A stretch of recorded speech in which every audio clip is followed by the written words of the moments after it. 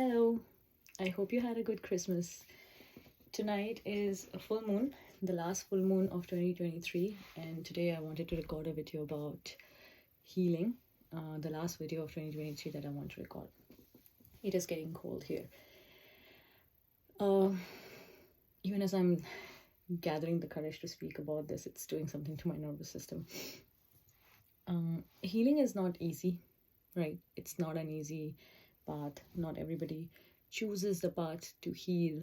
It is much easier to just pretend to tell yourself certain lies that make life easier, to overlook certain things. It's easier to say that I cannot deal with this is not who I am, this is not my problem. And maybe it's not about like the right and wrong. It's not about whether that is the right thing to do or healing is the right path to choose. I can only hope that each one of us is, through our journey and our karma here, is trying to heal. But I want to talk about healing from a very specific vantage point. It's actually about separations. Because in the past few years, as I was outgrowing my 20s and I was embracing my 30s, I saw separations happening around me. And then I myself went through a separation this year. And it's a very impactful event in somebody's life, any person's life, not alone just me. And I've seen that different people learn to cope with it in different ways or accept it in different ways. And of course, there's grief when you separate, so there are stages of grief that happen. But it's like I'm trying to comprehend this beyond just the grief and the stages of grief. And I'm trying to address it from a space of healing, because it is very important when you go through a life-changing event like this, which is a separation, and especially if it is with a person who you choose as your life partner, who you choose with your own free will, from your heart and your soul, that this is the person who I will spend my life with. This is the person I'm feeling called to. That feeling, first of all, to come is itself not easy. You have to be courageous to feel that feeling and to address it and to accept it. A lot of people just go about with lives where others are making the decisions for them because it is easier, and there's nothing wrong in that. But if you're somebody who's, first of all, made the choice on your own, it in itself is an act of courage. But if you made a choice and it did not work out, or if the timing was not right, or there will be many reasons. You'll go into therapy, you'll find another reason. You go into success coaching, you'll find different reason. You go into, I don't know, Vipassana, you will find different reasons. Overall, you're going to find many reasons about, if you're looking for answers, right? Like if your questions are about like, why did this happen? And if the space from which you're trying to address is that, why did this happen? Because I'm convinced that this should not have happened. Why did this happen? Because I want to know what the other person could have done differently for it to not happen, for the separation to not happen. If we're approaching it from the why, which is only to find reasons that will placate us, it might help temporarily. You might find some relief, and then you will move forward in life, and you might meet somebody new, and you might follow the same cycle again. Because you did not heal from your separation. You just found a band-aid to put on your separation. You just found a way to address your separation and tell yourself that, I know now, this is why my separation happened. Another way to address it or to change your perspective is to think about the why, maybe, but from the perspective of like, what did I do that made it happen? Like, what did I do because of which this happened, this separation happened? What was it that I was not able to overcome? And there's a very of course people separate because there are fights that happen, like you're fighting each other, and somehow the fight or the bickering or that space of friction and struggle does not stop, and that's why you separate. So then the question should be, what is it inside me that's lacking? Like, why am I, what was I really trying to fight about? Like, what was I really trying to address within? What was really going so wrong? And what could I really have done differently? When you change the focal point from the other person to yourself and you look within and you try to understand, like, what's missing deep down? What is it that I really want? And what is it that I was not able to communicate or not able to resolve within ourselves? Because there's a lot of wisdom in remembering that what you see in others is in you. What you see in other people exists in you, and what they see in you exists in them. And it does not mean that what you see in them is who you are, or what they see in you is who they are. But the bottom line is that it exists in all of us. This hollowness, this emptiness, this anger, this anguish, it's a part of the human journey. It's a part of the soul. The soul has arrived here to make a journey back to where it came from. And it has come for a purpose. It has not come without a purpose. It's not like a purposeless journey. So it is going to go through this anguish. It's going to go through all of it. And once we start looking at it within ourselves, that's when we actually start finding the answers that we really need, to be able to change that in us. It's not about finding the next best person. It's not about that. It's about becoming a better version of yourself. And it's not a better version of yourself so you could achieve like a better career, or you could, like, come across as a stable or sane person, or, like, as someone who is successful in their relationship. I know that when you go on social media, there are so many people giving this outward projection of perfection. Like, there are so many couples who are projecting that they have a perfect life, that they have a perfect family, that they have a perfect home. And it's barely you will find anybody coming out and talking about things like these, like what I'm talking about. Nobody talks about their imperfections. Nobody talks about what is not working out.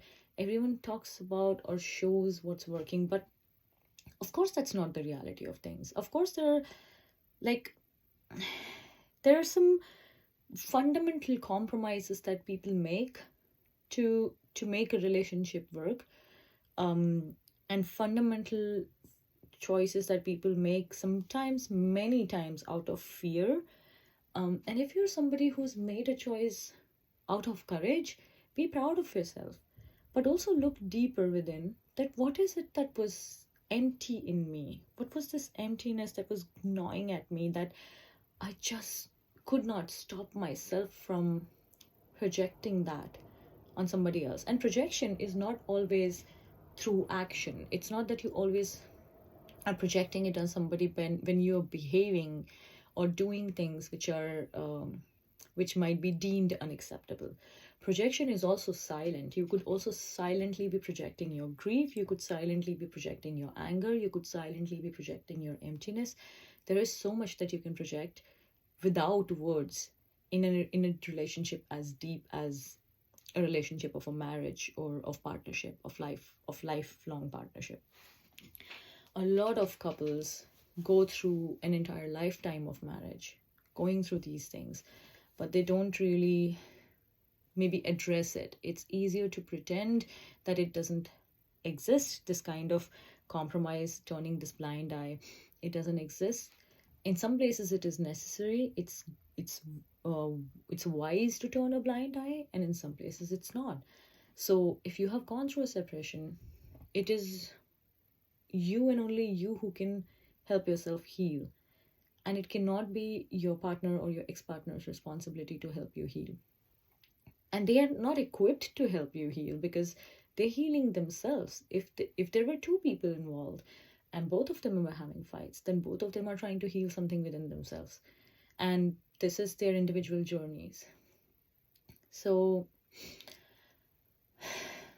my initiation today on full moon would be that maybe truly find the wisdom and the courage to look deeper within and to accept what is empty, shallow, broken, what is hurting, what is causing the anguish and the pain. And then I can only pray and hope that that helps us find that grace and compassion in our separation. That if somebody truly, truly deeply loved you, and if somebody truly committed their life to you, whether it's through marriage, whether it's through a partnership, whether it's through living together in many forms, as many hearts, that many loves, and that many forms of love. So if someone truly deeply committed themselves to you, and if in unfortunate circumstances like those where you had to go through a separation because that was the mature and better thing to do, that was what that if you chose healing, if you as a couple chose healing over staying and pretending to have a marriage or a happy marriage, or over changing your individuality and your personality and your sense of self to the level where you're no longer recognizing yourself in the mirror, if you chose separation over this, be proud of yourself for doing that. Be content in that decision and try to find grace in this, because the grace will come to you if you're looking for that grace.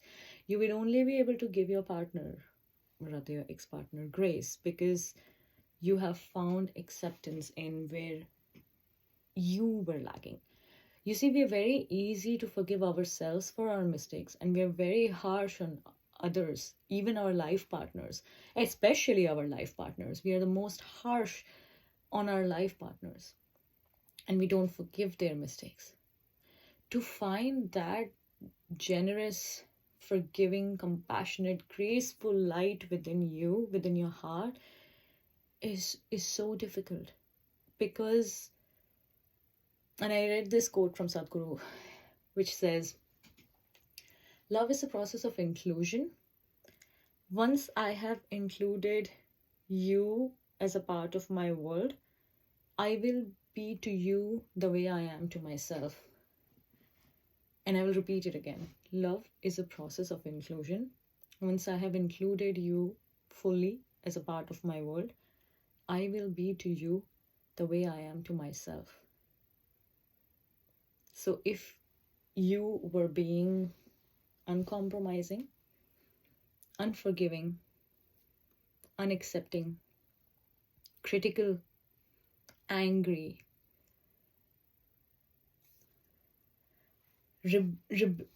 repelling and rebelling this love, if you were finding faults, if you were able to see what the person lacked, if you were able to, if your separation happened because you just could not find acceptance of that person, all of this is in you.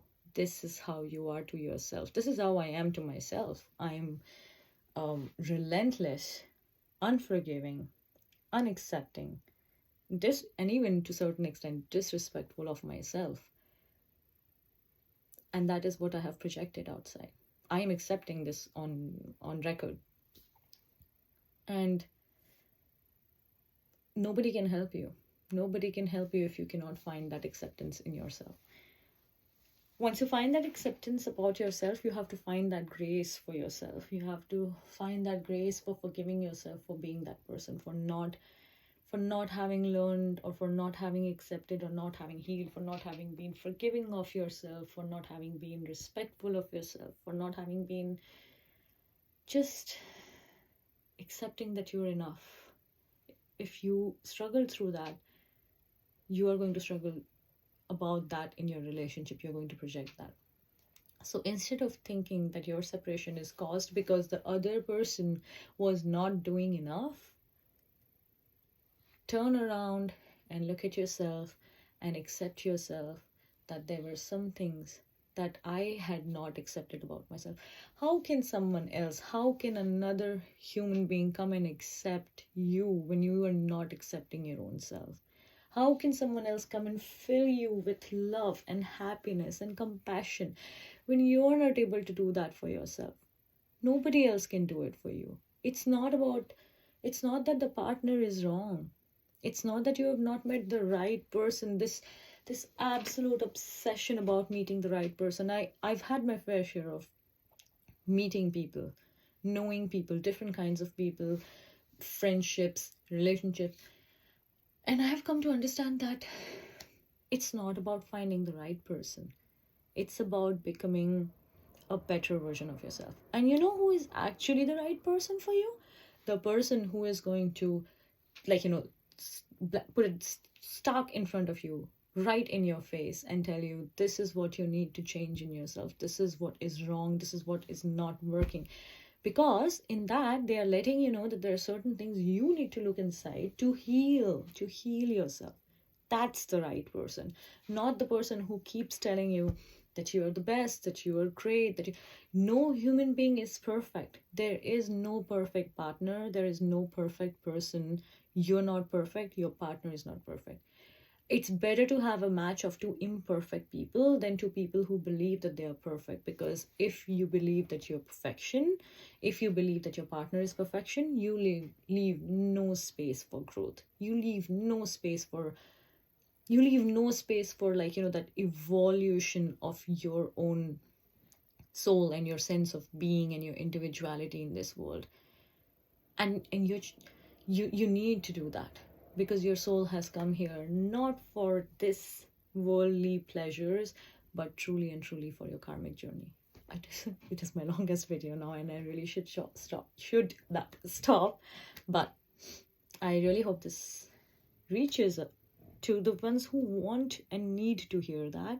And I really hope that this helps. Thank you for listening. I am so glad the year is coming to an end. I am so excited for 2024. I do not think that 2024 is going to be easier than 2023, but I am looking forward to whatever challenges and whatever learnings and whatever healings it has in store for me and for all of us, and to continue to share with you. Thank you for listening. Happy New Year. Bye bye.